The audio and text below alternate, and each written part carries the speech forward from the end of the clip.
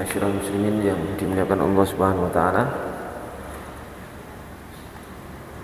Telah diriwayatkan dari sahabat Usamah bin Syarif radhiyallahu taala an, Nabi kita Muhammad sallallahu alaihi wasallam pernah bersabda, "Ma karihallahu minka syai'a fala taf'alhu idza khalauta."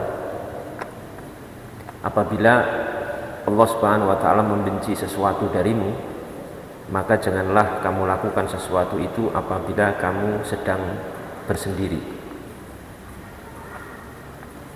Hadis ini menunjukkan kepada kita bahwa kecenderungan manusia itu akan melakukan satu maksiat dan merasa lebih aman saat sendiri. Artinya seorang yang saat bersama orang lain bertakwa itu belum tentu kalau sendiri bertakwa. Dan kelemahan kebanyakan manusia itu adalah saat bersendiri. Jadi dia itu bisa berpenampilan lebih baik, lebih takwa, lebih soleh saat bersama orang lain. Tapi saat sendiri itu seringkali berani untuk melanggar hal-hal yang Allah haramkan. Atau saat bersama orang-orang yang sekupnya lebih sempit seperti istri dan anak. Makanya di sini diingatkan oleh Nabi kita Muhammad SAW, sesuatu yang telah Allah benci kepada kita itu jangan pernah dilakukan saat bersendiri. Karena memang biasanya rata-rata seorang yang sudah lumayan dapat petunjuk, sudah sholat, sudah puasa, sudah zakat, atau sudah lumayan sholih lah, itu biasanya kelemahannya saat sendiri. Dia sendiri itu akan berani melakukan hal-hal yang Allah haramkan. Ini bahaya sekali. Ini seorang ulama, Imam Abu Hatim Ar-Razi rahimahullah ta'ala, pernah berkata begini, qutbu ta'ati lil mar'i fid dunya, pokok ketaatan seorang di dunia ini ada dua, ya, poros, ya, kutub itu poros ketaatan seorang di dunia itu ada dua. Yang pertama islahus sarair, memperbaiki diri saat sendiri, itu yang pertama. Yang kedua watarku ifsad ad-dhamair, meninggalkan untuk merusak dalam amalan-amalan yang kelihatan manusia. Ini penting sekali, perlu saya ingatkan untuk diri saya sendiri juga dan jamaah semuanya, bahwa poros ketaatan seorang hamba itu pertama memperbaiki diri saat sendiri. Karena saat sendiri itu godaan setan lebih kuat. Makanya dalam hadis lain, asyaitonu ma'al wahid, setan itu akan semakin kuat godaannya saat bersama satu orang, ya. Makanya jangan sering-sering kita itu menyendiri, ya, karena itu godaan setannya lebih kuat sekali, ya. Di kisah Nabi Yusuf, mungkin sudah pada pernah membaca atau mendengar, ya, kisah Nabi Yusuf itu. Nabi Yusuf itu kan merantau jauh, ya, di negeri seberang, di Mesir waktu itu. Kemudian digoda oleh Imra'atul Aziz, perempuan atau istri raja waktu itu. Ismuha Zulaikha, namanya Zulaikha menurut sebagian pendapat ulama. Zulaikha ini perempuan paling cantik di masa itu. Nggak ada yang lebih cantik dari Zulaikha, bayangkan. Jadi seantero negeri waktu itu yang paling cantik Zulaikha. Lah Zulaikha ini menggoda Nabi Yusuf untuk berbuat fahisha, berbuat zina. Itu kondisinya luar biasa, ya. Potensi-potensi yang seharusnya bisa dilakukan Nabi Yusuf itu semuanya ada di depan mata. Pertama, Nabi Yusuf waktu itu orang gharib, orang asing ya, orang yang merantau jauh, itu bukan negerinya. Jadi seandainya berbuat jelek pun nggak ada yang kenal gitu. Coba jamaah merasakan ya, misalkan sedang pergi jauh di satu tempat nggak ada yang kenal, itu rasa ingin maksiat itu lebih kuat. Misalkan dari sini ke Eropa, di Amerika, di California, apalagi di yang lebih buruk daripada itu ya, di Portugal, di Spanyol, yang luar biasa kemaksiatan itu sudah terpampang begitu gampang, dan di situ kita nggak ada yang kenal, nggak ada orang yang kenal kita sama sekali. Jadi misal mau berbuat maksiat sedikit-dikit itu nggak ada yang tahu. Nah, saat seperti itu biasanya jiwa syahwat kita itu pengen kuat, lebih menguat, karena nggak ada yang kenal. Adapun seandainya melakukan sesuatu itu nggak ada yang tahu, nggak ada yang tahu tapi nggak kenal, masa bodoh ya, apalagi Eropa gitu. Nabi Yusuf juga begitu dulu, waktu digoda Zulaikha itu orang asing di negeri itu, nggak ada yang kenal oleh beliau. Seandainya berbuat maksiat pun nggak ada yang kenal gitu. Pertama itu. Yang kedua, waktu itu yang menggoda itu Zulaikha, bayangkan ya, bukan yang menginginkan Nabi Yusuf, tapi yang menghendaki Zulaikha itu yang memburu Nabi Yusuf, yang sangat menginginkan itu Zulaikha itu.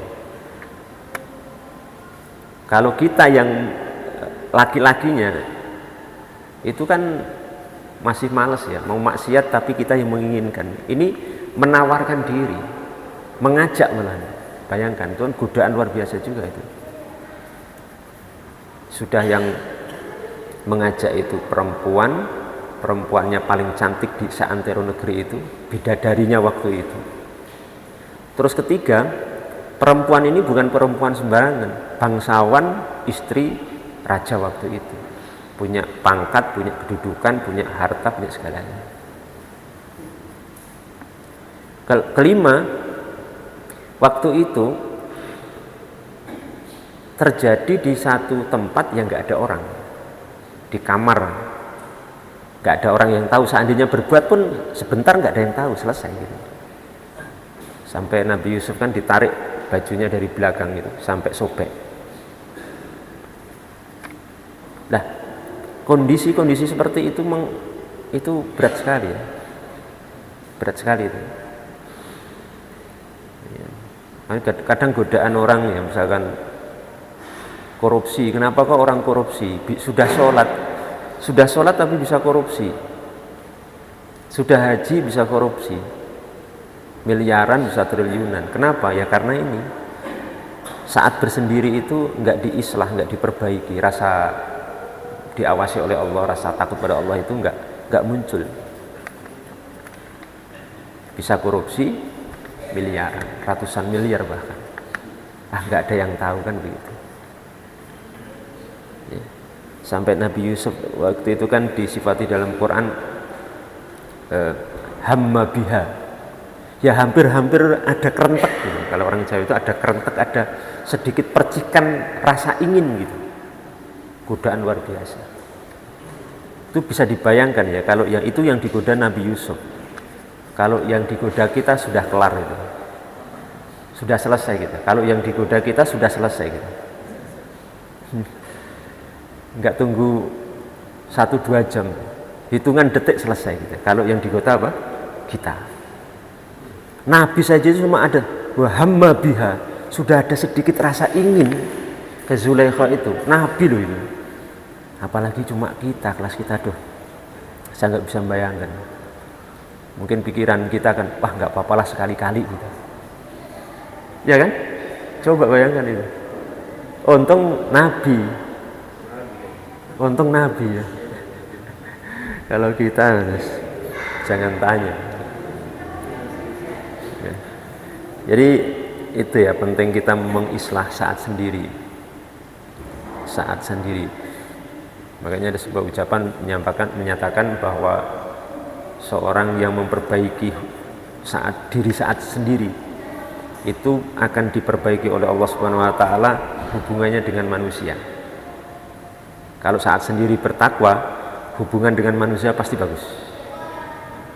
Dan seorang yang saat bersendiri ini sangat menjaga diri dan bertakwa, saat bersama orang lain lebih bertakwa lagi. Jadi yang jadi parameter ukuran bagaimana kita saat sendiri. Kemudian poros ketaatan hamba yang kedua itu watarku ifsadid domair, meninggalkan untuk merusak amalan-amalan yang nampak. Kita sholat itu kan sudah bagus, jangan sampai kita rusak dengan apa? Ria ingin dipuji, ingin disanjung orang, ya, sombong, merasa sudah lebih bagus dari orang lain, ya, merasa lebih tinggi dari orang lain, pengen dapat pujian ini itu, ya kan, atau kadang memberi tapi diungkit-ungkit, itu kan merusak nanti domair kita, amalan zahir kita akan rusak dengan itu. Kalau kita mampu melakukan dua hal ini, memperbaiki diri saat sendiri, dan yang kedua meninggalkan hal-hal yang akan merusak amalan zahir kita, insya Allah kita berada di poros ketaatan yang sangat tinggi, dan insya Allah kita akan menjadi hamba-hamba yang beruntung kelak di hari kiamat. Jamaah yang dimuliakan Allah Subhanahu wa taala, mungkin itu yang bisa saya sampaikan. Ini nasihat ini saya nukilkan dari kitab Raudatul Uqala karya seorang ulama, ya, jilid 1 halaman 27, karya Al-Imam Muhammad bin Hibban Al-Busti. Imam Muhammad bin Hibban Al-Busti Abu Hatim. Coba saya tanya, Al-Busti itu dari mana? Ada yang bisa jawab nggak?